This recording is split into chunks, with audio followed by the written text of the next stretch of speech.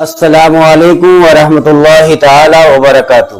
وعلیکم السلام ورحمۃ اللہ وبرکاتہ۔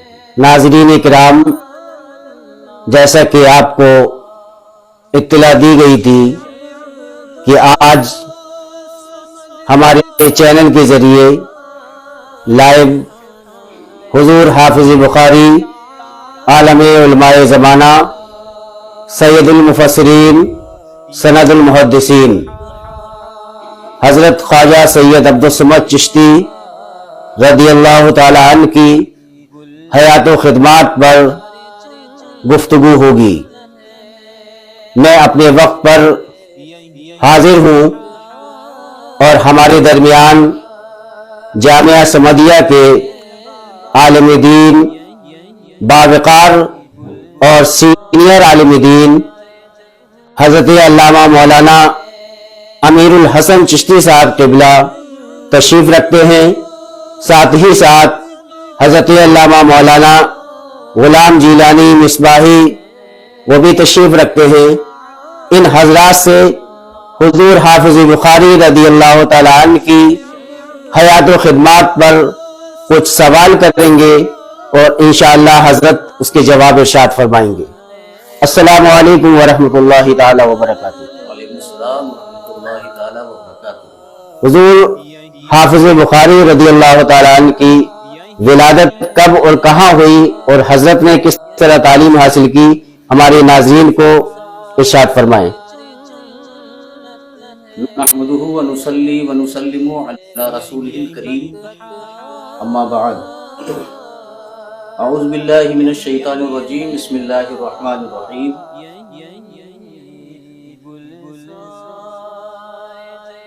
مختصر سوانح حضور حافظ بخاری رضی اللہ تعالی عنہ، ناظرین سماعت فرمائے۔ خاکدان گیتی ہر دور میں ایسی باکمال شخصیت سے معمور رہی ہے جن کا وجود مسعود اسلام و مسلمین کے لیے رحمت الہی کا سرچشمہ رہا ہے۔ انہی نفوس قدسیہ میں ایک عظیم المرتبت اور تاریخ ساز شخصیت کا نام حضور حافظ کلام باری و صحیح بخاری، منبع الحسنات، حافظ دلائل الخیرات، صدر مجلس علماء اہل سنت، سیدی و سندی الحاج الشاہ سید عبدالصمد مودودی چشتی قدس سرہ النورانی ہے۔ ولادت باسعادت، حضرت قبلہ عالم کی ولادت باسعادت 14 شعبان المعظم 1269 ہجری مطابق جنوری 1853 عیسوی بروز جمعہ بمقام سہستوان، ضلع بدایوں، محلہ محی الدین پور میں اپنے والد گرامی کے کاشان اقدس میں ہوئی۔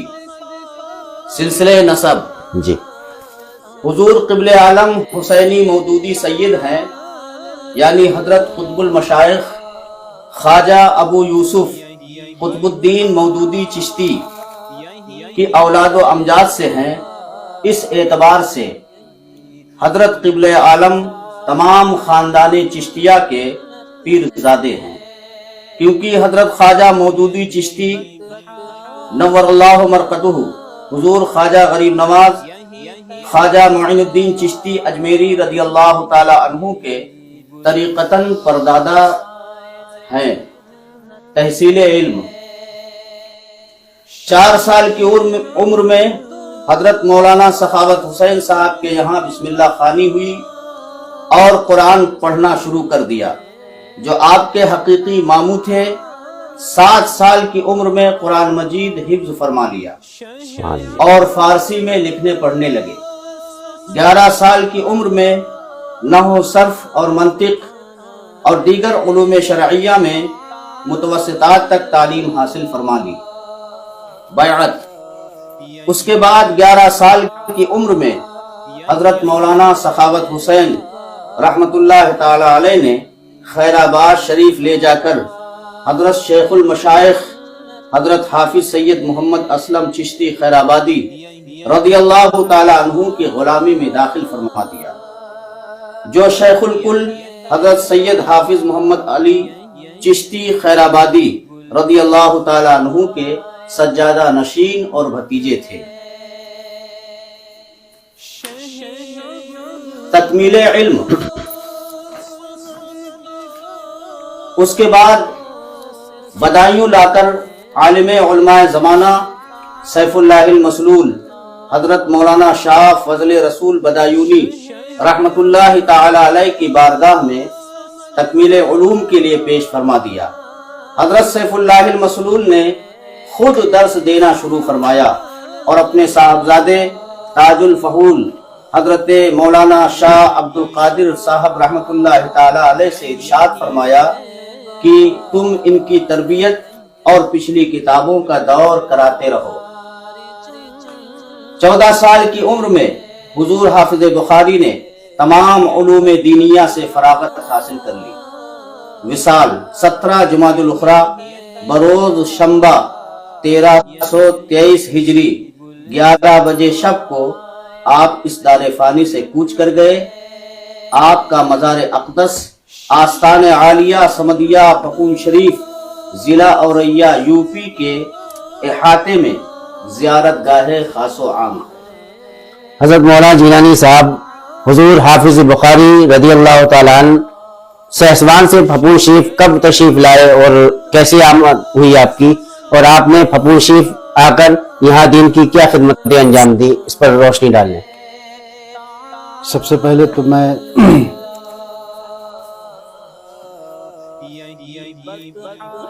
حضور کی بارگاہ میں مبارکبادی اور ہدیہ تبریک پیش کرتا ہوں۔ شکریہ، جزاک اللہ۔ کہ آپ نے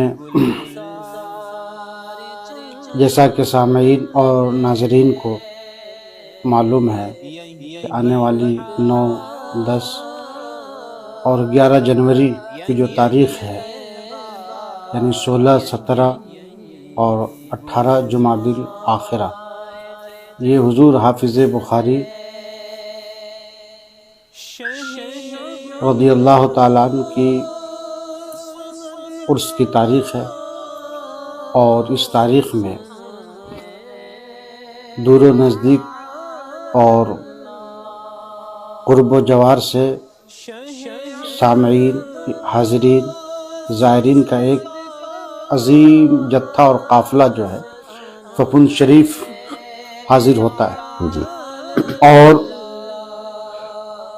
سرکار حافظ بخاری علیہ رحمت و رضوان کی ذات والا اعتبار جو ہے وہ ایک بڑی بلند و بالا اور جماعت اہل سنت کے ان ممتاز اور منفرد شخصیتوں میں سے ہے کہ کل بھی پوری جماعت اہل سنت کو ان کے اوپر ناز تھا اور آج بھی ناز ہے، ان کے گراں قدر دینی اور علمی خدمات جلیلہ کی بنیاد پر۔ جیسا کہ ابھی ہمارے محب گرامی حضرت علامہ مولانا امیر الحسن صاحب نے بتایا کہ اور حضور حافظ بخاری کی ولادت اور آپ کی تعلیم کے تعلق سے اور آپ کے بیت و ارادت کے تعلق سے بھی حضرت نے بیان فرمایا۔ تو چونکہ حضور حافظ بخاری جو شرف بیعت رکھتے تھے وہ خیر آباد شریف سے رکھتے تھے، اور حضرت خواجہ اسلم رضی اللہ تعالیٰ عنہ خیر آبادی جن سے شرف بیعت رکھتے تھے، اور انہی سے آپ کو اجازت و خلافت بھی حاصل تھی۔ اور حضور حافظ بخاری کی ذات وہ ذات ہے کہ دنیا اپنے پیر پہ ناز کرتی ہے، سبحان اللہ۔ حضور حافظ بخاری کی ذات وہ ہے کہ آپ پر آپ کے پیر ناز کیا، سبحان اللہ، سبحان اللہ، سبحان اللہ، یہ ان کی ذات ہے۔ بے شک۔ بہرحال آپ بہت بلند و بالا علم و فضل کے آفتاب و مہتاب اور بڑے عظیم المرتبت حیثیت اور شخصیت کے حامل تھے۔ دعوت و تبلیغ کی غرض سے مختلف اسفار اور دورے آپ کے ہوا کرتے تھے۔ اسی سلسلے میں آپ گونڈہ تشریف لے گئے، اور وہاں اس علاقے میں آپ کی علمی دھمک تھی، بڑا شہرا تھا آپ کی عظمت و بزرگی کا، اور اکثر آپ تشریف لے جایا کرتے تھے۔ تو فپوند شریف کے میر فاروق علی صاحب جو اس وقت گونڈہ کچہری میں منصف کے عہدے پر وہ فائز تھے، وہ جب ان کی ملاقات حضور حافظ بخاری سے ہوئی تو وہ بہت زیادہ متاثر ہوئے حضور حافظ بخاری سے، اور اس قدر متاثر ہوئے کہ بس انہی کے ہو کے رہ گئے۔ حضور حافظ بخاری کی بارگاہ میں آئے اور اپنے دامن کو پھیلایا اور عرض کیا کہ حضور مجھے اپنے غلامی میں داخل کر لیجئے اور میں آپ سے مرید ہونا چاہتا ہوں۔ چنانچہ میر فاروق علی صاحب آپ سے گونڈہ میں مرید ہوئے، اور اس وقت ان کے جو دیگر اہل خانہ وہاں پر تھے گونڈہ میں ساتھ میں، میر صاحب نے ان سب کو حضور حافظ بخاری سے مرید کر دیا۔ میں ایک چیز یہ بھی اپنے سامعین اور ناظرین کو بتا دوں کہ حضور حافظ بخاری کے پہلے مرید جو ہے وہ میر فاروق علی صاحب گونڈہ رہنے والے، وہ فپوند شریف کے ہیں، اور پھر گونڈہ چلے گئے تھے، اور پھر گونڈہ سے وہ منتقل ہو کر کے وہ پھر واپس فپوند شریف آئے۔ چنانچہ میر صاحب نے حضور حافظ بخاری کی بارگاہ میں عرض کیا کہ حضور میری خواہش ہے کہ آپ فپوند شریف تشریف لائیں۔ چنانچہ حضور حافظ بخاری جو رہنے والے سہسوان کے تھے اور بڑی زمینداری تھی اور بڑے اصحاب تمول میں سے تھے، حضور حافظ بخاری کا پوری ایک تاریخ ہے۔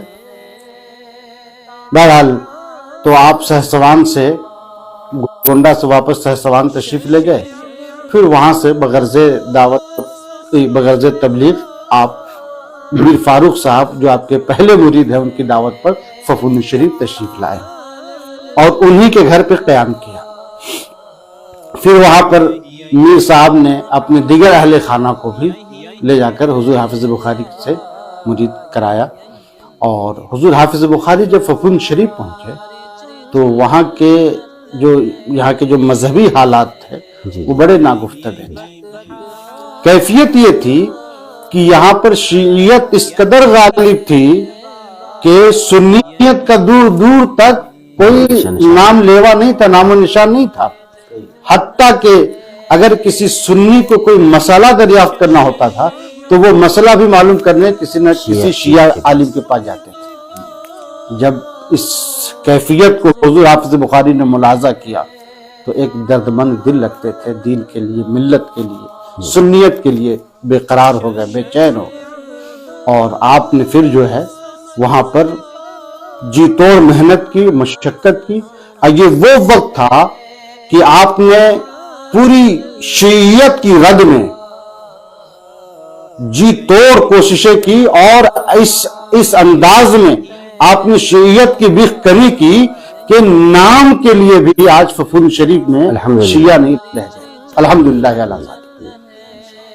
یہ ہے حضور حافظ بخاری کی ذات۔ اور پھر جب وہاں آئے حضور، جب حضور حافظ بخاری جب فپوند شریف تشریف لائے تو اب یہاں کے لوگ کہاں ان کو چھوڑنے والے، سب بالکل وہ ہو گئے، اور کچھ اشارے غیبی بھی حضور حافظ بخاری کو ایسا حاصل ہوا کہ آپ یہیں دعوت و تبلیغ کے لیے آپ یہیں قیام کریں تاکہ آپ کی ذات سے اس دیار میں اور دور دور تک علم و فضل اور روحانیت و طریقت کا فیضان بٹے۔ چنانچہ کچھ اہل فپوند کے اصرار پر اور اشارے غیبی کی بنیاد پر آپ نے پھر وہی مستقل سکونت اختیار کر۔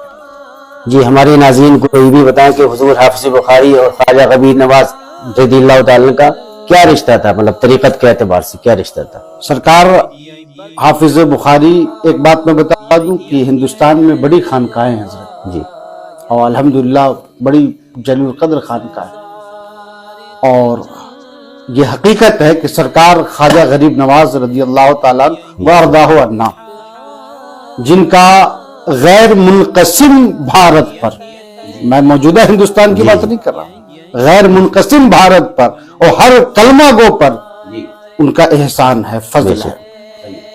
تو اور ان کا فیضان روحانی جو ہے وہ کہاں نہیں پہنچا، خواہ وہ کسی سلسلے کی خانقاہ ہو، کسی سلسلے کا کسی مشرب کا ہو، لیکن ہر جگہ سرکار خواجہ غریب نواز کا فیضان وہ پہنچا ہے۔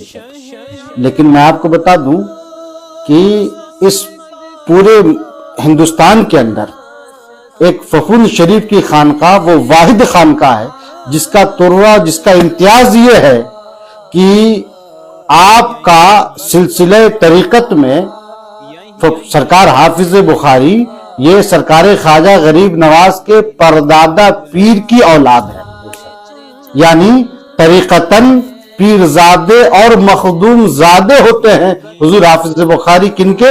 سرکار خواجہ غریب نواز رضی اللہ تعالی جی۔ چنانچہ سرکار خواجہ غریب نواز کے پیر و مرشد ہیں سرکار خواجہ عثمان ہارونی، اور حضرت خواجہ عثمان ہارونی کے پیر و مرشد حضرت ابو اسحاق، اور ان کے پیر و مرشد جو ہیں حضرت خواجہ مودود حق چشتی، اور فخون شریف کا جو خانوادہ ہے سرکار حافظ بخاری یہ سرکار خواجہ مودود حق چشتی کی اولاد ہے۔ اور میں ایک چیز یہ بھی بتا دوں، بات آ گئی تو یہ بھی سماعت ہمارے ناظرین سن لیں کہ ان حضرات کی ایک مودودی سادات کا ایک وصف اور خصوصیت یہ ہے کہ اگر ان کے گھر کا کوئی بچہ اپنا اپنی انگلی ڈال کر کے پانی میں دے دے، ناخن ڈال کر کے دے دے، تو وہ کیا ہے، حاملہ عورت کو آسانی ہوتی ہے وضع حمل میں۔ اور دوسرا یہ کہ ان کے گھر کا کوئی بچہ بھی اپنا لعاب دہن لگا کر کے اور گڑ دے دے اور اپنی کلی جو ہے کتے کے کانٹے پہ ڈال دے تو کتے کا زہر اثر نہیں کرتا۔ الحمدللہ صحیح ہے۔ حضرت ہماری ناظرین کو بتایا حضور حافظ بخاری کو صدر مجلس علماء اہل سنت کہا جاتا ہے، وہ کس وجہ سے کہا جاتا ہے، کیوں کہا جاتا ہے؟ بہت سے ناظرین ہیں ہمارے، ان کو نہیں معلوم، اس کی وضاحت فرمائیں اس میں۔ حضور بات دراصل یہ ہے کہ حضور حافظ بخاری کی جو ذات ہے وہ بڑی بلند و بالا اور فعال ذات ہے، اور آپ نے جیسا کہ ابھی آپ نے سماعت کیا کہ سیف اللہ المسلول اور حضرت تاج الفہول علامہ عبد القادر بدایونی محب رسول، ان حضرات سے آپ نے علم دین حاصل کیا، اور یہ گویا حضور حافظ بخاری کے اساتذہ میں سے ہے، اور خصوصیت سے آپ نے ان حضرات سے جو ہے علم دین حاصل کیا، اور آپ کے علمی فضل و کمال کا معترف ایک زمانہ رہا ہے، اور کسی بھی شخصیت کی عظمت و فضیلت اور اس کی بزرگی کو سمجھنا ہونا تو معاصر علماء اور مشائخ کے آراء کیا ہیں، وہ کیا تاثر رکھتے ہیں ان کے بارے میں، وہ ایک اہمیت کے حامل ہے۔ چنانچہ حضور حافظ بخاری ہوا یہ کہ جب مجلس ندوۃ العلماء کا قیام ہوا اور اس کے ناظم حضرت مولانا محمد علی منگیری جو حضرت مولانا فضل رحمہ گنج مراد آبادی کے خلیفہ ہیں وہ ناظم قرار پائے، اور مولانا لطف اللہ علی گھڑی جو اس وقت ہائی کورٹ الہ آباد کے وہ جج تھے، وہ مجلس ندوۃ العلماء کے صدر منتخب ہوئے۔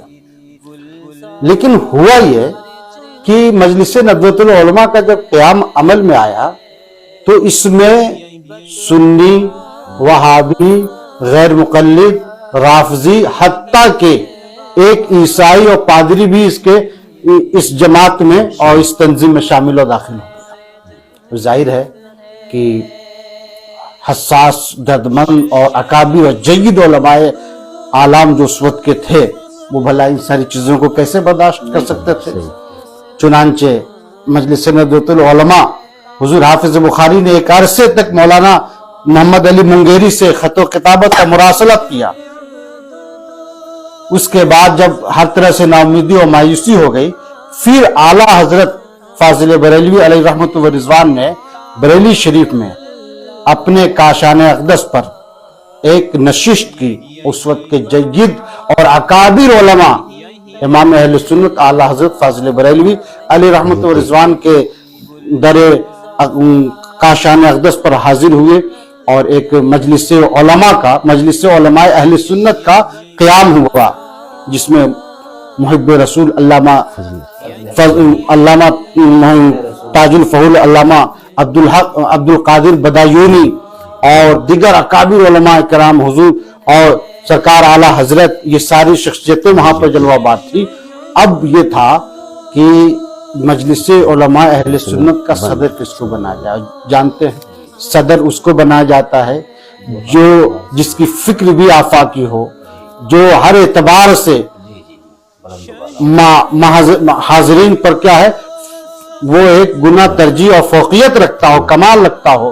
الحمدللہ علامہ تاج الفضول علامہ عبد القادر بدایونی، اعلیٰ حضرت امام احمد رضا فاضل بریلوی اور دیگر اکابر علماء اہل سنت سب کے اتفاق سے عالم علماء اور سید المحدثین سند المفسرین سرکار خواجہ عبد الصمد چشتی مودودی رضی اللہ تعالیٰ عنہ وارضہ عنہ کو مجلس علماء اہل سنت کا صدر منتخب کیا گیا، اور چنانچہ آپ کی صدارت میں کلکتہ، پٹنہ، ملک کے مختلف مقامات پر مجلس علماء اہل سنت کے کیا کہتے ہیں رد ندوہ کی تحریک میں بے شمار اجلاس ہوئے، سب کی آپ نے کیا ہے صدارت کی، باقاعدہ جو تحریک رد ندوہ کا جو دستور اساسی ہے آپ اس کو اٹھا کر کے دیکھ لیجئے، ساری تفصیل اس کے اندر دی جائے گی۔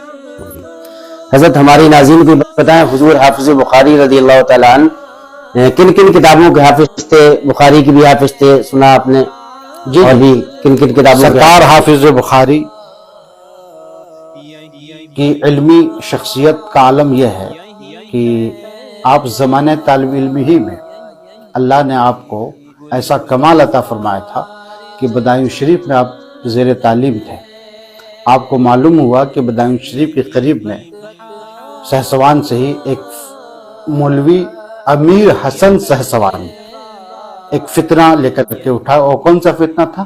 شش مثل کا فتنہ۔ اور آپ کو جب معلوم ہوا تو حضور حافظ بخاری زمانے طالب علمی ہے، لیکن آپ نکل گئے اور نکل کر کے اور ایسا زبردست اس سے مناظرہ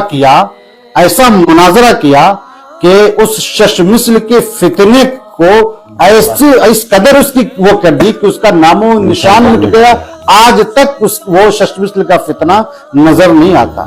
چنانچہ حضرت میں اس پر جو ہے اب میرا ایک شعر ہے جو آستان عالیہ پر ایک بار شب اسلمی کے موقع پر مشاعرہ جو ہوتا ہے تو میں نے ایک شعر کہا تھا، تو حضرت وہ شعر یہ ہے، اسی مناسبت سے ہے کہ جس وقت قلم قبلہ عالم نے اٹھایا، جس وقت قلم قبلہ عالم نے اٹھایا، شش مثل کے فتنے کی کمر ٹوٹ گئی۔ سبحان اللہ، شش مثل کے فتنے کی کمر بہت ٹوٹ گئی ہے ماشاءاللہ، بہت خوب۔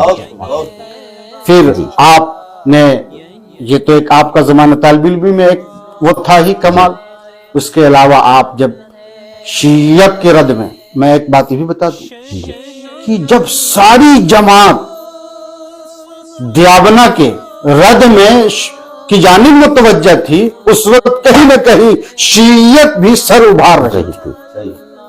اگر آپ بنظر عمیق اگر اس کا مطالعہ کریں گے تو آپ کو ایک بات اچھی طرح سمجھ میں آئے گی کہ جب پوری جماعت دیابنا کی رد میں متوجہ تھی اور ادھر بڑی خاموشی سے اور منصوبہ بندی کے ساتھ وہاں رافضیت اور شیعیت جو ہے سر ابھار رہی تھی، تو حضور حافظ بخاری تنہا کھڑے ہو کر کے آپ نے شیعیت اور رافضیت کا قلعہ کما کیا۔ سبحان اللہ، بے شک آپ نے زبانی بھی، مناظرے کے ذریعے بھی، تقریری بھی، اور کئی کتابیں آپ نے شیعیت کی رد میں تحریر فرمائی۔ اور اس کے علاوہ بھی مختلف موضوعات پر آپ کی کتابیں ہیں، مثلا حضور حافظ بخاری کی حق الیقین فی مبحث مولد آل النبیین، اور ایک ہے افادات سمدیہ، ایک ہے جمعہ تلبیسات، اور ایک ہے جواب اقوال، اور آپ کی ایک تصنیف ہے نصر السنیین علی عادات سید المرسلین، ایک تصنیف ہے آپ کی تکملہ، ایک تصنیف ہے نصر السنیین علی احزاب المبتدعین، ایک تصنیف ہے آپ کی تواریخ سمدیہ، اور آپ کی ایک تصنیف ہے نمونہ وہابیوں کی کارسازیوں اور شعبدہ بازیوں کا، اور آپ کی ایک تصنیف ہے عین الیقین، اور ایک ہے تبعید الشیاطین، اور ایسے ہی ایک تصنیف ہے شعلہ غضب. یہ تو ایک درجن میں نے بتا ہی دی، اس کے علاوہ اور بھی بہت ساری آپ کی قلمی اور علمی خدمات ہیں. جی تو کن کن کتابوں کے حضور حافظ بخاری حافظ تھے وہ ارشاد فرمائیں. اس نے حسین حضور حافظ بخاری کو اللہ نے بلا کی ذہانت سے نوازا تھا. جی آپ کی ذہانت کا ایک واقعہ بتا دوں کہ ایک بار ایک بد مذہب عالم دین سے آپ کو مناظرے کی ضرورت تھی، مناظرہ ہونا تھا. اس میں آپ کو ایک کتاب کی ضرورت تھی، اتفاق سے وہ کتاب تھی نہیں. معلوم ہوا کہ وہ کتاب کانپور میں ایک لائبریری میں ہے تو وہاں مل سکتی ہے، اور مناظرے کا وقت بھی بالکل قریب تھا. آپ تشریف لے گئے. تشریف لے جانے کے بعد اب آپ نے لائبریری سے اس کتاب کو نکالا. اب اس وقت ایسا انتظام نہیں تھا کہ اس کی فوٹو کاپی کرائی جا سکتی تھی یا اس کا وہ کیا جاتا، اتنی گنجائش نہیں تھی. بتاتے ہیں کہ مختصر وقت میں وہیں پر بیٹھے بیٹھے آپ نے پوری کتاب کو زبانی یاد کر دیا. سبحان اللہ سبحان اللہ. تو چنانچہ حضور حافظ بخاری قرآن کریم کے حافظ تھے، بخاری شریف کے ما روات آپ اس کے حافظ تھے، پوری بخاری شریف کے. اور یہ بھی الحمدللہ ثم الحمدللہ اہل سنت و جماعت کو یہ اعزاز اور یہ افتخار حاصل ہے کہ ہماری جماعت میں ایسی شخصیتیں بھی گزری ہیں جو بخاری شریف کی پوری کیا ہے وہ حافظ بھی تھی، جس میں حافظ بخاری کی ذات ہے. تو آپ حافظ بخاری کے حافظ تھے، حسن حسین کے حافظ تھے، دلال الخرا شریف کے حافظ تھے، اور اس طرح سے جب بھی ضرورت ہوتی وہ قاضی مبارک کی وہ آپ اس کے حافظ تھے. درجے کے مختلف کتابوں کے آپ حافظ تھے. اور قرآن یادداشت کا تو عالم یہ تھا کہ میں آپ کو بتا دوں، اور حضور حافظ بخاری حضرت مولا علی کی اولاد ہے. قرآن کریم پڑھنے کا عالم و معاملہ یہ ہے، حضرت سنا کہ حضور حافظ بخاری یہ مدینہ شریف میں، وہاں مسجد نبوی شریف میں وہاں کے علماء کی موجودگی میں، شیوخ کی موجودگی میں آپ نے محض 2.5 گھنٹے میں کل قرآن کریم کی تلاوت فرمائی. سبحان اللہ.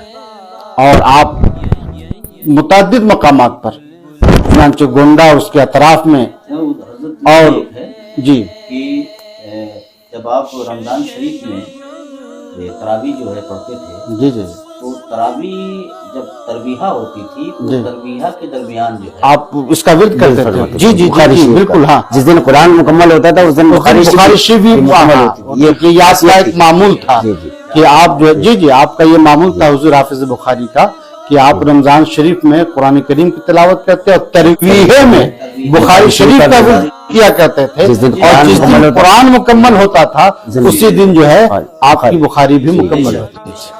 جی ہمارے ناظرین کو بھی بتائیں، حضور حافظ بخاری نے اتنی بڑی کتاب بخاری شریف جو اللہ کی کتاب کے بعد اس کا درجہ ہے، وہ کس طرح حفظ کی، کس طرح یاد کی حضور حافظ بخاری نے؟ حضور حافظ بخاری بتاتے ہیں کہ آپ جب یاد کرنا ہوتی تھی زبان طالب علم سے میں تو بتایا جاتا ہے کہ آپ اپنے چھت اپنے بالوں کو چھت سے باندھ لیتے تھے. اللہ اکبر. چھت میں ایک چھلا تھا اور اس سے جو ہے اپنے بالوں کو باندھ لیتے تھے. جب نیند کا جھونکا آتا تھا تو آپ سر جھکتا تو بال اس سے کھنچ جاتا تھا، تو اس کی درد سے آپ بے چین ہو جاتے اور نیند جو ہوتی وہ رخصت ہو جاتی. جی جی. اور اس طریقے سے آپ کی جو ہے پوری دل جمعی کے ساتھ آپ جو ہے تعلیم حاصل کی.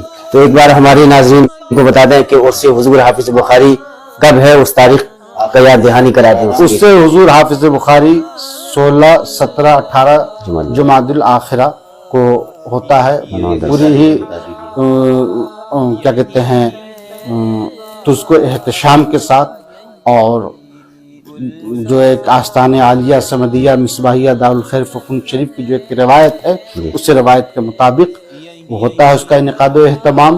اور اس بار 16، 17، 18 جمادی الاخرہ کی جو ہے وہ 9، 10، 11 جنوری اور پیر، منگل، بدھ، یہ 3 अय्याम हैं। जी। इन 3 अय्याम में हुजूर हाफिज बुखारी का उर्स सरापा कुद्स पूरी रिवायत और शानो शौकत और तुझको एहतशाम के साथ आस्तान आलिया समदिया मिसबाहिया दारुल खैर फफून शरीफ पर मुनक्किद होगा, जिसमें दूर और नजदीक कुर्ब जवार से हजार की तादाद में मुहिबान औलिया किराम, आशिकान औलिया किराम पूरी एतकाद, पूरी अकीदत और आस्था के साथ तशरीफ लाते हैं और अपने दामन मुराद को गहरे मुराद से मौलाना गुलाम जुनैद साहब, हमारे नाजरीन दूर दूर से देख रहे हैं, यहाँ तक कि आपके इंडिया से बाहर के भी लोग इस लाइव को देख रहे हैं। अल्लाह ताला हम तमाम नाजरीन को और हम सबको सरकार हाफिज बुखारी के फैजान से दोनों जान में माला माल। जी, तो कुछ लोग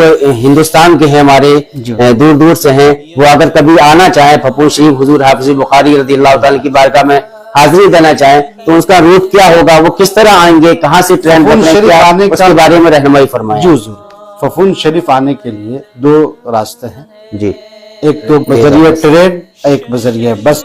जी, तो अगर बजरिए ट्रेन आते हैं तो कानपुर से आप कहीं से भी आए, कानपुर चूंकि जंक्शन सेंट्रल है, वहां से कुछ ट्रेनें हैं जो सुबह 7 बजे है, फिर दोपहर में है, दोपहर में कई एक ट्रेनें हैं, फिर शाम को है एक ट्रेन, फिर है फफून के लिए तकरीबन 1 दर्जन या उससे कुछ जायद ट्रेनें कानपुर से हैं जो फफून के लिए मिल जाती हैं।